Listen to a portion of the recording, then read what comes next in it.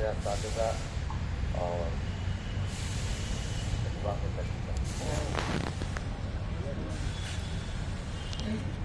اور آج کا دن دنیاوی اعتبار سے بہت اہم ہے۔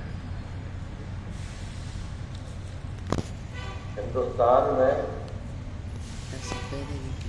15 اگست اور 26 جنوری دارالعلوم دیوبند میں بس یہی دو چھٹی ہوتی ہے۔ میرے دوستوں بزرگوں، انگریز ظالم نے یہ حکومت کن سے لیا تھا؟ مسلمانوں سے لیا۔ تاجر کے بھیس میں آئے اور یہاں کے بغاوت کے لیے وہ اس کا جال اس طرح پھیلایا اور دھیرے دھیرے دھیرے دھیرے بنگال سے ادھر میسور سے آگے بڑھتے تھے۔ تو چونکہ یہ ملک لیا گیا تھا مسلمانوں سے، قربانی کس نے دی؟ ملک کی آزادی کی قربانی کس نے دی؟ میں بہت تفصیل میں نہیں جاؤں گا۔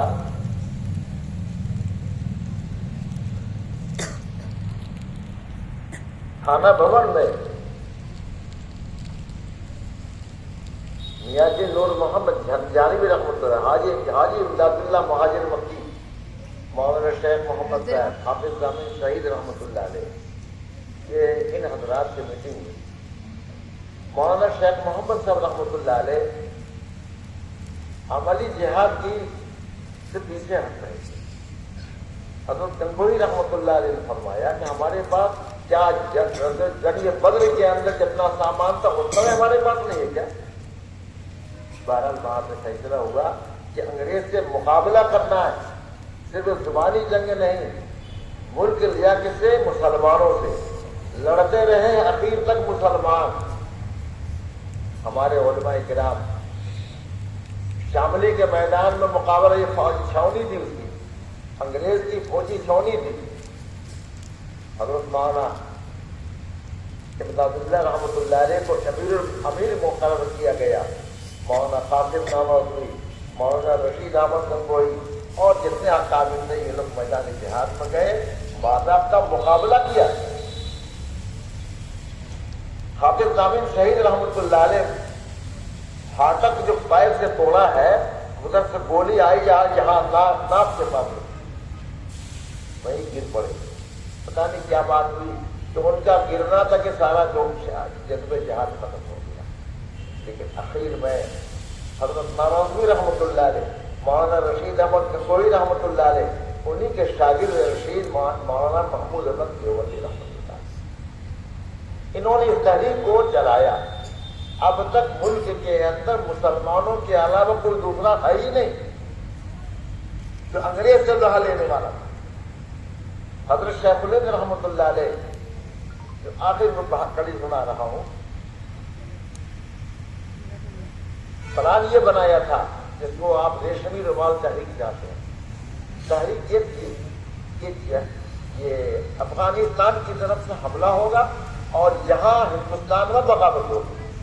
پورے ملک میں صرف 300 انگریز تھے جو حکومت کر رہا تھا۔ حضرت شیخ الہند رحمۃ اللہ علیہ یہاں پہلے مولانا منصور انصاری، مولانا عبید اللہ سندھی، ان حضرات کو جب بھیج رہے تھے افغانستان، یعنی حالانکہ وہ رازدار لوگ ہوتے انہیں تک پتہ نہیں تھا، وہ سمجھ رہے کہ کیوں ہم کو بھیج رہے ہیں۔ جب وہاں گئے ہیں تو ایسا معلوم ہوتا کہ جنگ کی پوری فضا بنی ہوئی، افغانستان پر انگریز کا قبضہ نہیں ہوا تھا۔ حضرت شیخ الہند رحمۃ اللہ علیہ یہاں پہ تشریف لے گئے۔ حج کا بہانہ تھا، وہاں جا کر سارا پلان بن گیا۔ وہاں کے گورنر سے ملاقات ہوئی کہ ہندوستان افغانستان کے راستے جہاں حملہ کیا جائے گا اور یہاں بغاوت ہوگی۔ وہاں ایک واقعہ ہوا، انگریز نے مولوی عبدالحق افغانی کا نام سنا ہوگا، تفسیر افغانیزم کی ہے۔ یہ انگریز کا جربہ تھا، انگریز کا نمکھار تھا۔ انہوں نے فتویٰ دیا تھا کہ ترکستان ترک کے جو امیر المومنین تھے وہ کافر ہے، اس پر حضرت شیخ الہند نے دستخط لے لیے۔ حضرت شیخ الہند نے پھر کہا کہ میں عربی، میں ہندوستانی ہوں، آپ کو فتویٰ لینا یہاں سے اور بات لیجیے۔ بہرحال وہاں پوچھ لو گئے، یعنی وہاں کے گورنر سے تحریر لے چکے تھے، اس کو ریشمی رومال کے پھول کی شکل میں یہاں اس کو بھیجا گیا کہ ریشمی رومال کا ہی کام کرا، اور پلان یہ تھا کہ وہاں سے صرف حضرت شیخ الہند رحمۃ اللہ علیہ افغانستان پہنچتے اور جنگ شروع ہو جاتی۔ اللہ کو منظور ہے بات، اور سنیے ان سے دستخط لینے میں وہاں بغاوت وہاں کروایا انگریزوں نے، اور یہ سلطان کے خلاف، ترک کے خلاف، وہاں اس وقت تو ترک کی حکومت، حضرت شیخ الہند رحمۃ اللہ علیہ سے رپورٹ ہوئے، اور آخرکار جو انہیں معلوم ہوا کہ ہمارے دوستوں کو، ہمارے عزیزوں کو بہت سخت اور سختی کی جا رہی ہے، ہمارا باہر ہوئے اور حضرت شیخ الہند گرفتار ہوئے۔ شیخ الاسلام مولانا حسین احمد مدنی رحمۃ اللہ علیہ اب تک مدینہ طیبہ میں پڑھاتے تھے، انہوں نے کہا یا تو میرے شیخ کو آزاد کرو ورنہ مجھے گرفتار کرو۔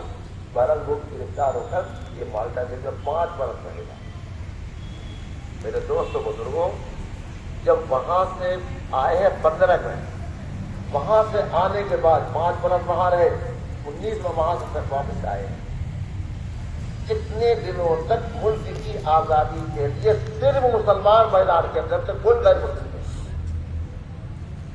وہ مالٹا کا جیل ایسا تھا کہ جہاں بڑے بڑے سربراہان لیڈروں کے یہ رکھنے کی جگہ تھی، ان لوگوں سے تبادلہ خیال حضرت شیخ الہند کا ہوا، اور انہوں نے طے کیا کہ کیونکہ ہندوستان میں آبادی کے اعتبار سے اکثریت کا برادران نکل، اس لیے ہندوستان آنے کے بعد اب تک تنہا مسلمان لڑ رہے تھے، قومی قلم کے اعتبار سے، جان کے اعتبار سے۔ اب یہاں فیصلہ کیا گیا کہ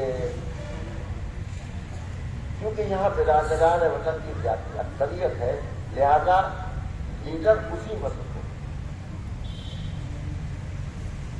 اس وقت ہندوؤں میں 2 لیڈر مقصود تھے، ایک گاندھی اور ایک مدن موہن مالویا، جو ہندو بنارس ہندو یونیورسٹی قائم کیا، وہ مشدد۔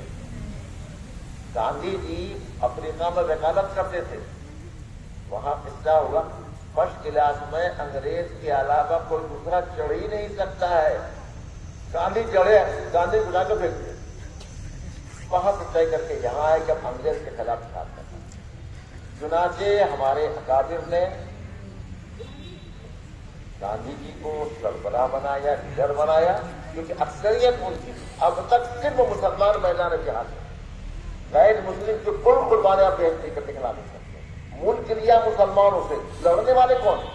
ہمارے اندر خود آزادی کے لحاظ سے ہمارا خون آزاد تھا۔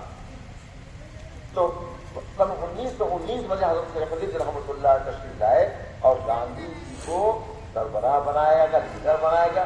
جمعیت علماء ہند نے باضابطہ ان کو تشریف تعارف کے لیے اپنے خرچے سے پورے ملک کا دورہ کروایا۔ اس کا مختصر یہ ہے کہ جمعیت علماء ہند اور انگریز، یہ کانگریس، دونوں مل سے قربان لڑتے، اب سے لڑتے، اب تک 15 تک 15 مسلمان لڑ رہے ہیں۔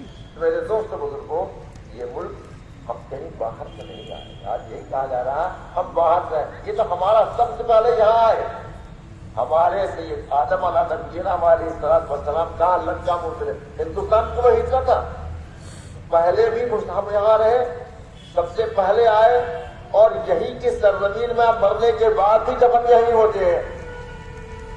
میرے دوستوں بزرگوں، یہ ملک آزاد ہوا ہمارے ہو، ملک آزاد جب ہوا بس اللہ تبارک و تعالیٰ نے کیا مطلوب تھا آپ اپنے اختلاف، اگر متحدہ ہندوستان بنتا، اس کے اندر ہمارے اکابر نے یہ طے کیا تھا کہ برابر صدر جمہوریہ ایک طرف میں مسلمان ہوگا، پرائم منسٹر ہندو، اگر دوسرے طرف میں اس کے برعکس ہوگا، یہ برابر ہر جگہ پہنچ، ہماری فوج 1 نمبر کی مانی جاتی ہے۔ میرے دوست بزرگوں، اللہ کو کیا مطلوب تھا ہماری مسلمانوں کی وجہ سے آپس مضبوط ہو گئی اور ایک تحریک ہو کر کے चनाचे मुसलमानों के खोज पर दूसरा मुल्क बना, लूटे हम, कुर्बानी हमने दी, मुल्क का आजाद। तो सन 15 से पहले तनहा मुसलमान लफ्जात कर रहे, सन 15 के बाद गैर बिरादरान वतन को शामिल किया गया।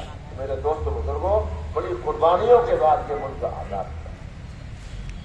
इसलिए हमारे दारुल देवबंद में बस साल की 2 छुट्टी है, एक 15 अगस्त और ये 26 जनवरी। इसलिए मालूम कि हमारी कुर्बानियों की बिना पर हमारे अकाबिर ने मिलकर के मुल्क को, कि मुल्क हुकूमत का कोई मजहब नहीं, अंदर के मुल्क का मजहब कोई नहीं होगा। आप यहाँ के लोग अपने मजहब के एतबार से आजाद होंगे। आज जो लोग, जिन लोगों को मुल्क पर हुकूमत पर तसल्लुत है, मेरे भाइयों मेरे दोस्तों, कुर्बानी मुल्क की आजादी में 1 पैसा भी उसका हिस्सा नहीं है। वो एजेंट है अंग्रेज के, जो बड़े लीडर थे वो एजेंट थे। हमारे अकाबिर ने कभी हम तो खैर किए, अंग्रेज के सामने कभी झुक करके बात नहीं किया। तो बहरहाल ये हमारी कुर्बानियों से ये मुल्क आजाद हुआ। ये हम जो ये 26 जनवरी का दिन मना रहे हैं, ये बतलाना चाहते हैं कि ये 15 अगस्त को आज़ादी का दिन मनाते हैं कि ये मुल्क हमारी कुर्बानियों से आज़ाद हुआ है और हमारी कोशिशों से दस्तूर के अंदर बराबर का हक लिया गया। हुकूमत का कोई मजहब, मुल्क के एतबार। आज जो लोग आ रहे हैं वो तारीख वजह कर रहे हैं, हमारी तारीख को मिटाना चाह रहे हैं। मेरे दोस्तों बुजुर्गों, अल्लाह अगर नहीं, अगर दुश्मन अगर कभी मेहरबान कभी तरह। मेरे दोस्तों बुजुर्गों, हमने ये छोटे छोटे बच्चे हैं, इनके खून के अंदर, इनको जब तक के तारीख नहीं बताई कि हमारी क्या कुर्बानियां हैं, ये मुल्क एहसान में नहीं मिला, हमारी कुर्बानियों से मिला।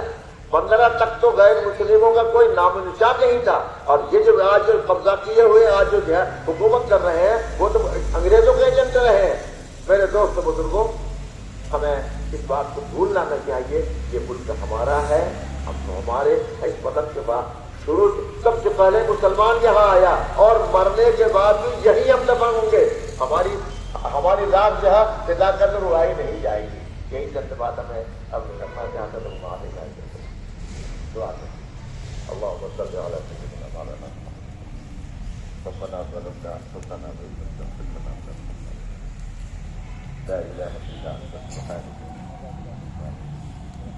मेरे मौला तुम गुनहगार, अल्लाह हम अपने गुनाहों